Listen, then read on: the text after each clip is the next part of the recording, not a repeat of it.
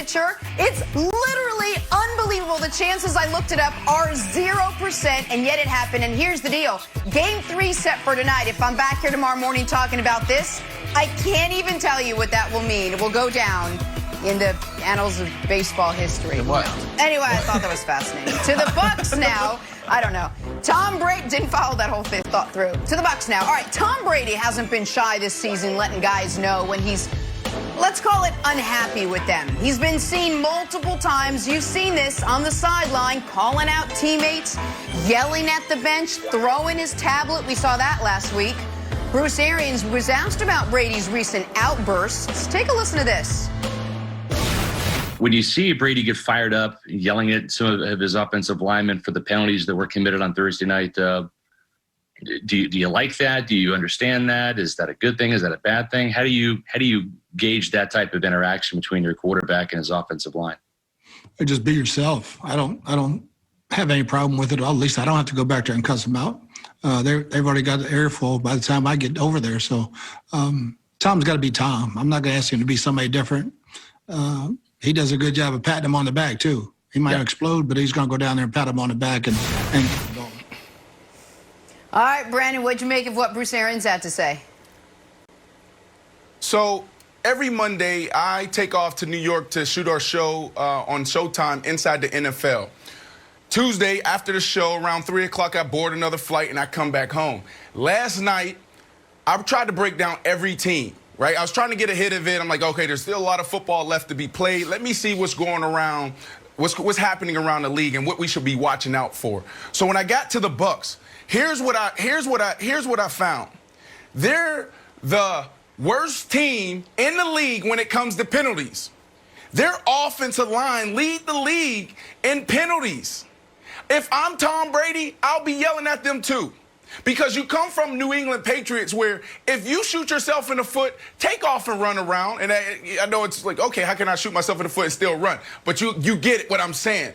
They do not beat themselves. That's what Tom Brady is used to the last 20 years. So, of course, he's going to be angry. So, first of all, when you look at how undisciplined this team is, and they've been undisciplined for the last 2 years, I would be mad as well. Because when you're facing 3rd and 15, 3rd and 20 over and over and over again, you have no chance to win. That's one of the reasons why they lost in Chicago on Thursday Night Football. Let's then go back to who Tom Brady is, period.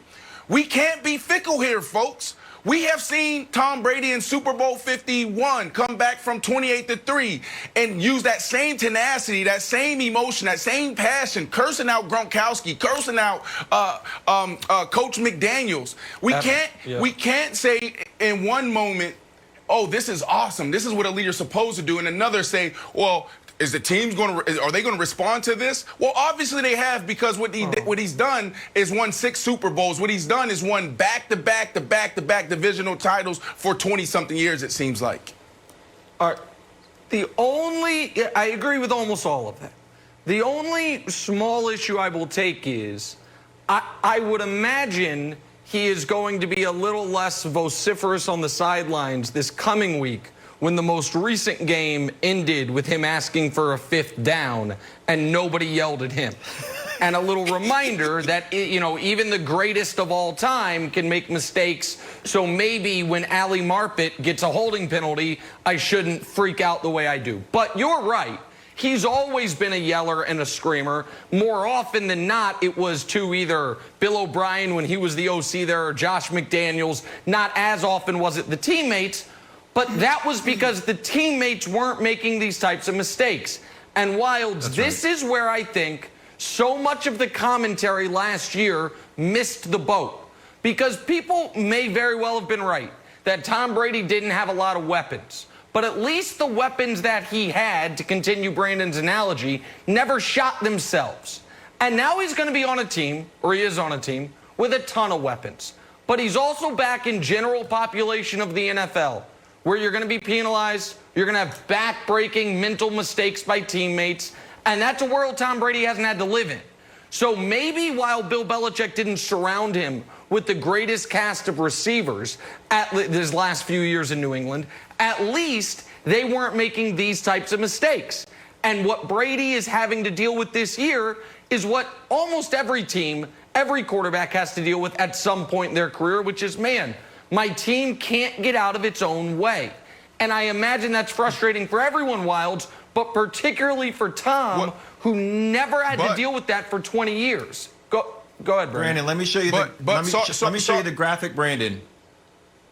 Here, Katana, can we hit the graphic? Because I think it illustrates Brandon's point on how disciplined the Patriots were.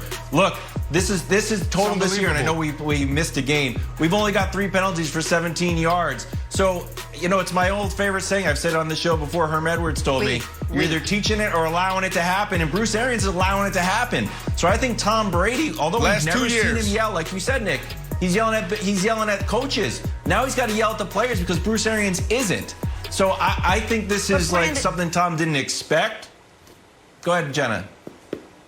Brandon, do you want that coming from? I can understand once in a while coming from your quarterback. Yes, Jenna. Yes. But don't you want that message? You don't want that message coming? Okay, and it doesn't want that from the head coach. Does that take away from who the head coach is? It can come from either. When you're Tom Brady, and you are who you are, and you've had all that success, it probably resonates a little bit more because of the success you've had. Remember all the stories that were coming out of camp when guys got back. They're like, wow, when he walks in the locker room, it's just different. When he walks in the locker room, we're like, if we don't match his intensity, then we're failing. So yeah, it can come from the coach, but it's sometimes even better coming from the Russell Wilson. Sometimes it's better coming from the Ray Lewises of the world.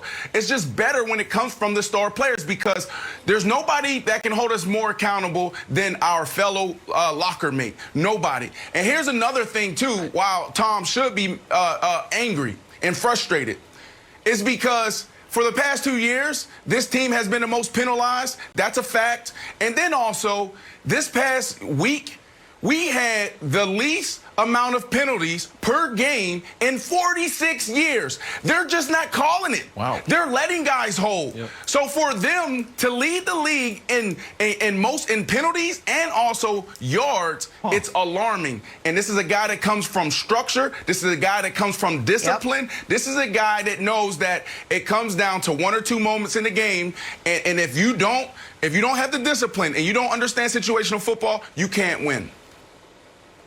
He also, though, and again, to be fair to Tom Brady's teammates, who obviously we know if the Bucs season goes awry, they will be the ones blamed. If you want to be able to call everybody out for their mistakes, you got to make less yourself. And not just that's not true. That's not, Nick. No. When LeBron makes mistakes, LeBron has that privilege. Tom Brady has that privilege. MJ has that privilege. When you are who you are, of course, we're not expecting everyone to be perfect, but Tom Brady has that privilege when he makes a mistake. Okay. No, you can say something to me. That's fine. But at the I just think it resonates more if you're not the 25th best quarterback in football that year. That's all. But he's done that. But Nick, think about that. That's also what made New England great. He used to be awesome. Bill Belichick was able. Bill Belichick stood in front of the meeting room and called Tom Brady out. So if you want to hold Tom Brady accountable, you can. He's done it his entire career.